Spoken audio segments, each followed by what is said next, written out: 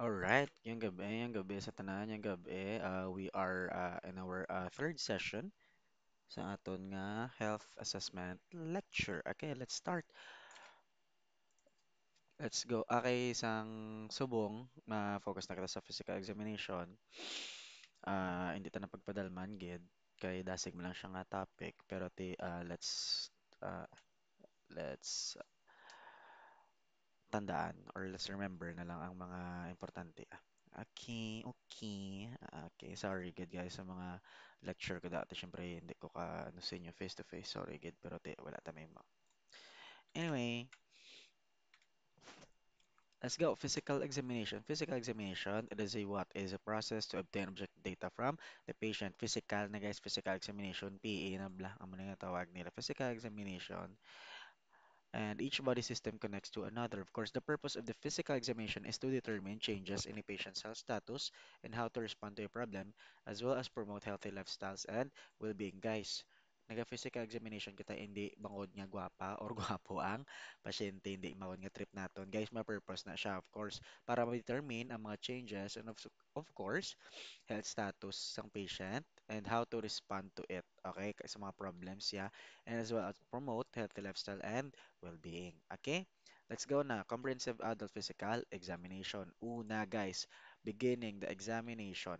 Setting the stage. Paano mag-set sang stage? May mga curtains. Amo na. Guys, setting the stage, preparing for the physical examination. Una, reflect on your approach to the patient. Sir, nga una, ginang reflect on your approach to the patient. How? Okay, guys. Mayara ka na ginatawag nga pre-interview na bla or sa basta before pa na interview or examination before pa lang na guys mag physical examination dapat kita mismo as a nurse ma-reflect kita sa aton self and of course kay di ba ba ako na ang obra sang nurse obra sang nurse is naga-relate siya sa patient. So for example, si patient to be karon na aksidente sa motor. Okay? Tapos ikaw, timing man sa una, gali na aksidente ka man sa motor. Okay? Tapos, ang patient ya guys, nautod ya tiil. Okay? Napiang saya. Di timing man karon ikaw napiang ka. Sorry guys. Ay, timing man karon oh. Di ba? Tapos pagaboto karon niya sa physical examination niya, ay no, tudli ya tiil, galing, ano na bla. Tapos karon, ikaw nga priyos man kamo, nga utod man, da ka puti nagstorya ti. Do duwa ka mo bla ang nadagdag amo na bla ang namin ko nga for example bina-rape to be ang last ang patient tapos ikaw na rape man so duwa ka mo bala duwa ka mo na nagsad duwa ka mo to yan na depressed syempre so dapat panamdum mo niya nga ang focus ng physical examination guys si patient so no matter what ano man ang makita ano man ang ano naton ma-discover sa patient, iyan na sa patient. Okay, ang aton obrahon mabulig na lang sa patient para sa iyang well-being and of course sa pag-ayo ya. Adjust the lighting environment of course, hindi man niya kita mo na guys ang do press na ba sa mga interview na sa mga police hindi na niya ang suga guys. So sakto lang nga din hindi siya bla tama gid kadulom tapos hindi man sa nagsanag para hindi dasig merit ang patient. Make the patient comfortable of course komportable dapat ang patient. And check your equipment kompleto. Dapat hindi nga ara ka na nag-physical examination ka na, mabalik-balik ka pa. Ay, di na to ako nga Stetman. Ay, ang ako nga thermometer na bilin pa. Something like that. Okay? Choose the sequence of examination. Next, reflect your approach to the patient. Identify yourself as a student, nurse, or nursing student. Oh, hello ma'am. Hi sir. Hi ma'am. Ako gali mo nga student nurse subo nga. So, ako ang ma-conduct or ako mabulig si mo sa ini nga physical examination. Okay, are we clear? Wala may kasabat crystal clear, boring. Charot. Okay, try to appear calm, organized, and competent. Guys, of course, kalma lang.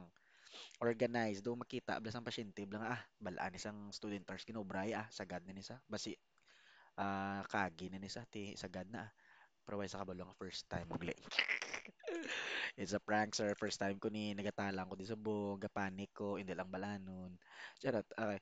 Next is competent. Of course, pakita ako competent ka. Ay, kaya ko niya. Balaan ko ng ginobra ko. Nga guys, ang patient, pagkita essay mo, nga nakulbaan ka man, tapos praning ka lang way ka makabalus ng obrahon mo, ang tendency na guys, makulbaan siya. Okay, ma-anxious siya blahaw kung ano ang iya nga panumdumon or obrahon. Oh, ara gido, most patients view the physical examination with some anxiety. Kaya nga, physical examination mo, tingin nakulbaan na sila ya, ano tuya karon makita mo, ano karon diskubrihan mo. So, mas nami nga kalma si patient. Okay, avoid interpreting your findings. If you find anything that is unusual or disturbing, always talk with your clinical instructor. Amo na blamba ko guys. For example, na aksidente ito sabi, pagkita nyo, pagkanto mo sa iya nga bed, utod ya tiil, ginambal mo yung ay, utod imo tiil. Basta ako, ginawa, blang, ay, piang kagli, sir. Bala mo ng aksidente o ganit sa motor. Bla, liwat-liwato nung pa yun. No? Pero syempre, pag kita ta guys, hindi kita makibot lang. Ay, ano, di paano ko di ka BP? Wala ka kamot. Joke, joke. Okay. Ako na, bala. Next. Adjust the lighting and environment. Set the stage so that both you and the patient are comfortable. Of course, good lighting, guys. Liwat-liwat lang ni. Okay, liwat-liwat lang. Tangential lighting, optimal for inspecting structures such as jugular venous pulse, thyroid gland, and the apical impulse of the heart. Next, make the patient comfortable. Ngi, liwat-liwat. Showing concern for privacy, guys. Privacy, always remember ang privacy sang patient. And patient modesty must be ingrained in your professional behavior. Of course, nurse ka mo. Modest ka mo dapat. Wow, modest. Ano na siya? Close nearby doors and draw the curtains in the hospital or examining room before the examination begins. Wash your hands, of course. Alin sang una, wash your hands, get. Nga, para malikawan ang mga kagaw nga magsaylo-saylo. Alin ka to sa patient, saylo mo daw sa patient, di ba? Draping the patient. Goal is to visualize one area of the body at a time. Keep the patient informed, especially when you anticipate embarrassment or discomfort checking vital signs. Okay? Tell the patient the examination is completed. Tell the patient your general impressions and what to expect next. Of course, draping the patient, guys, tabunan lang. Okay, for example, ma-check kita sang abdomen. Ma-check sang abdomen, guys, hindi bilog nga lawas ka uba. Okay, na mga kilala ko charot. Okay, mag-check sang abdomen, guys. Abdomen ang itabo na lang ding babaw, okay? Pati diring sa dalom. Okay, kaya abdomen ang i-check, i-drape naton. Next, observe standard and universal precautions. Standard in MRSA, precautions. Anong MRSA? It's methicillin resistant Staphylococcus aureus. Wow, aureus. Okay? Methicillin resistant Staphylococcus aureus. Okay, is a bacterial infection that's usually spread through physical contact. Okay, based on the principle that all blood body fluid secretions except sweat, okay, non-intact skin and mucous membranes may contain transmissible infectious agents. Hand hygiene. Use of protective equipment and safe injection practices, self-handling contaminated equipment. Okay, halong lang. In short, ginambala niya lang kang maghalong. Okay, kaya nga posible ang pasahay isang sakit sa physical examination.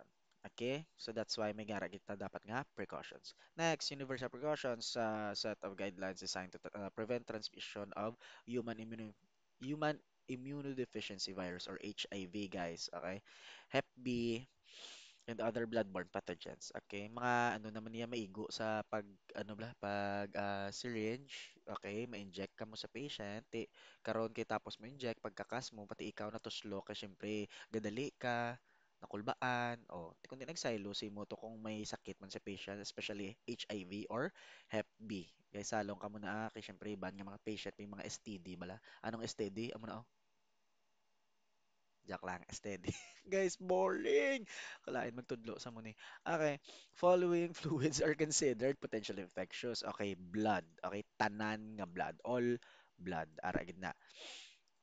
Next, visible blood o semen. Okay, anong semen? Amo na ang mga sa barko, mga semen. Charot. Vaginal secretion, cerebrospinal, synovial pleural, peritoneal, pericardial, and amniotic fluids. Okay, protective barriers include amo ni dapat suksok mo gloves, ano nga gloves? Ang pang-boxing na? Hindi. Gloves, okay. It's, ano ganyan. Maski nang normal, ang nablang nga gloves, guys. Maski nang, ang puti na blang nga rubber, makita na usually na. Maski mo na lang. Gowns, aprons, masks, and protective eyewear. All healthcare workers should observe the important precautions for safe injections and prevention of injury. Wait.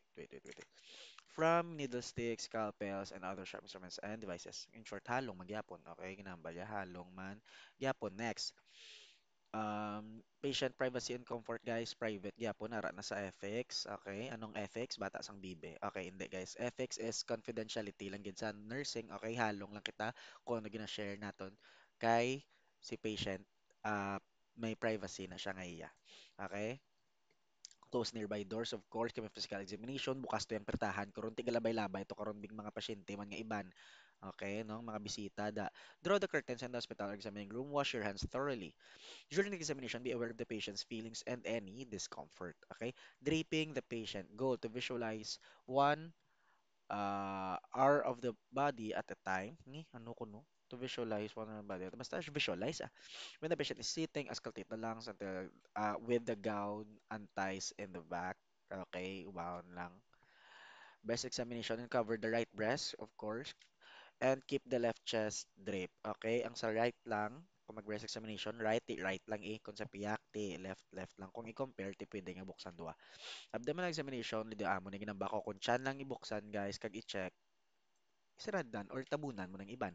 Okay, IPA, cardinal techniques. Anong IPA? Inspection, palpation, percussion, auscultation. Inspection, magamit tayo. Inspection, guys. Inspect. Okay, inspect, ginalantaw. O, amo lang na. In short, ginalantaw, gina-check, o ano na, basi may gahabok-habok, may gabukol-bukol, may gakatol-katol, o na, inspect. Next, palpation, palpate. Tactile pressure from the palmar fingers. Palmar, palm, di ba? Palmar, fingers, o palmar fingers, or finger pads, okay, to assess areas of skin elevation. I-check naton, okay, basi may gabukol sa sulod, o ano siya, mahumok, mapino, kag namit-namit, gidya, charot. Okay, kung may mga amo na mainit, okay, tenderness, may mga lymph nodes, etc. Percussion, magamit ang percussion. Ano percussion? Use of the striking or flexor finger. So, aring flexor finger, are, kagang striking, pili lang na, basta gamo na siya. Na, duga mo na. Na.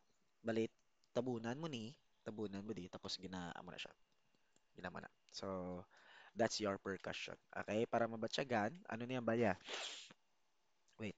Usually, this to evoke a sound wave such as resonance or dullness. So, usually, sa chan, mag-check ita, gina mo na, sa chan, kung butod, gidman, okay, kung puno sang hangin, etc., fluid, amo lang na. Okay, next, auscultation, use of diaphragm and bell of the stethoscope. Paano auscultation, guys? Paano auscultation? Ginapamatian gamit ang stethoscope. Ara. Nga, stethoscope, may ara na sa stethoscope, may ara na siya bell and diaphragm.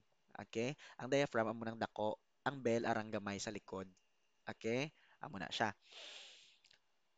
To detect the characteristics of heart, of course, ang labdab, lung, and bowel sounds. Sa lungs, of course, ang ano ni airway, sorry, airway, ang ano ni, ang pagginhawa bala, no? Ang inhale, exhale. Bowel sounds, of course, kung gakutoy ang tiyan, including location, timing, duration, pitch, and intensity. For the heart, this involves sounds from closing of the four valves and flow into the ventricles as well as murmurs. Auscultation also permits detection of bruits, turbulence, and arterial vessels. Yay, that's it for session 3. Guys, sorry, amo na gali, oh. Paano ko na-explain man? Amo ni ang skin, tapos ginatabunan mo siya, tapos ginamuna mo siya na percuss, okay? Sorry, ari galing camera na gina-percuss. So amo ni flexor finger, tapos striking finger ginamuna mo na ginaigo mo siya. Okay, gina-check kung butod gid man. Charot, amo na siya. Okay. Kung butod ang tiyan, kung anong unod. Pero depende, hindi lang man sa tiyan. Bye.